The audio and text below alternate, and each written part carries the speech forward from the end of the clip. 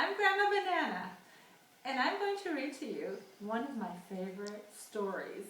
It's called Poinsettia and Her Family by Felicia Bond.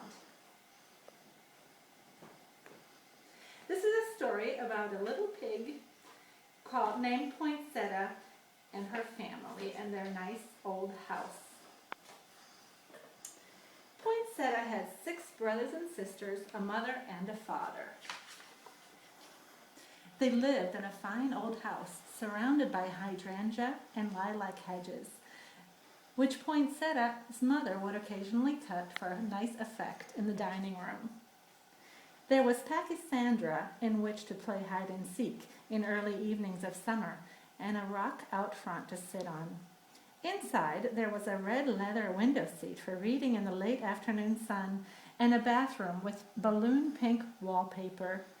Poinsettia thought it a perfect house. One day, Poinsettia came home from the library with her favorite book, a book about a little spotted circus horse who danced. Poinsettia had read it 5 times before, but she was looking forward to it all the same.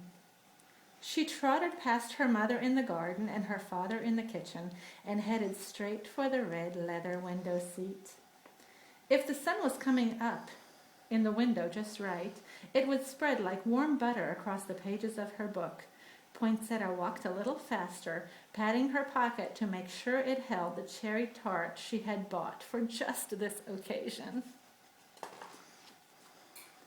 The sun was coming in the window just right, but it was spreading like warm butter across the fat little body of Julius, the third from the youngest, who was already curled up on the soft red leather.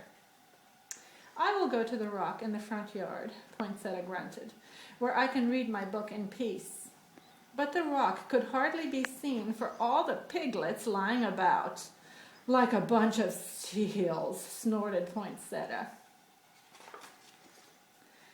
She stomped off toward the balloon-pink bathroom, where the tub was just right for reading.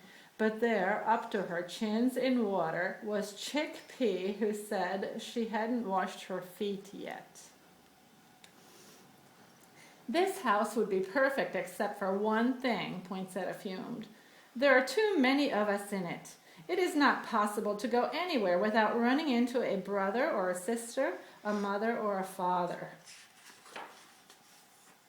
That night, Poinsettia was very nasty. She pinched a brother, stepped on a sister, and yelled louder at both of them than both of them put together. She did more things and worse things, and it was only 7 o'clock.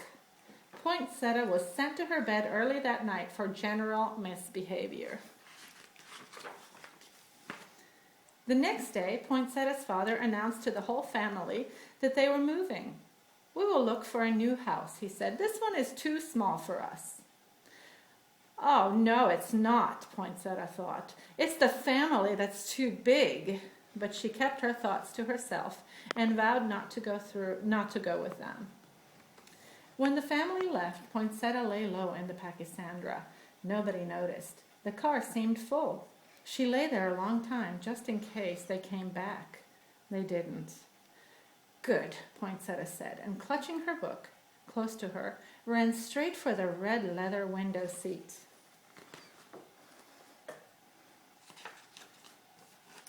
The light had never been more buttery, nor the leather as warm. Poinsettia read 2 pages there, then ran to the rock in the front yard. The rock had never felt more solid. Poinsettia read 6 more pages, but a wind was whipping up, and it was even starting to snow. Poinsettia ran inside. She warmed herself in a deliciously hot bath. She read 4 pages, then spent an hour staring dreamily at the wallpaper. It had never looked pinker, and neither had Poinsettia. "I'm a pig in bliss," she gurgled. Poinsettia let the water out of the tub. The snow came down harder, and Poinsettia fell asleep. She dreamed about the dancing circus horse. It snowed all that afternoon and into the evening. By the time it was dark, Poinsettia had read her book 18 times. She wrapped herself in an old blanket and looked for something to eat. What little food there was, she ate cold.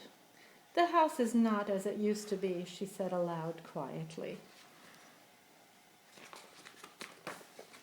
What I need is a rope. If I had a rope, I could make a tent with this blanket. I could tie the rope to 2 doorknobs and put the blanket over it. My tent would be a house inside a house. What a good idea! Poinsettia searched everywhere for a bit of rope. All she found was a frayed piece of string that was barely long enough for anything. But in the farthest corner of a dark, dark closet, Poinsettia found something else. It was a photograph, an old photograph of her family. Poinsettia remembered taking it herself. This was too much for Poinsettia.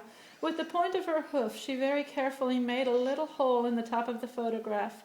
Through the hole, she threaded the string she had found. On each end, she made a knot. This is all I have left of my family.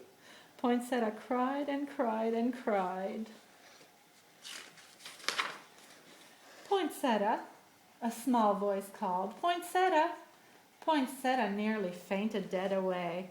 There were her 6 brothers and sisters, her mother and her father, all squashed and crowded together and smiling from ear to ear.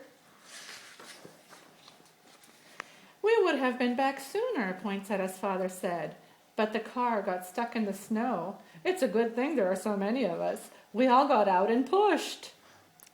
Pierre counted everyone, but he counted wrong because he's only 3, said Petunia, the oldest. I don't know why we didn't notice right away that you were missing, Julius said, because everything was so peaceful. The whole time we were gone, Poinsettia, her mother said, we talked about what a wonderful house this is. It is our home. Perhaps we don't need as much room as we thought. Maybe not, Poinsettia said. And shoulder to shoulder, elbow to elbow, all squashed and crowded together, they spent the rest of that night and many other nights together as 9 pigs could be, in their fine old house.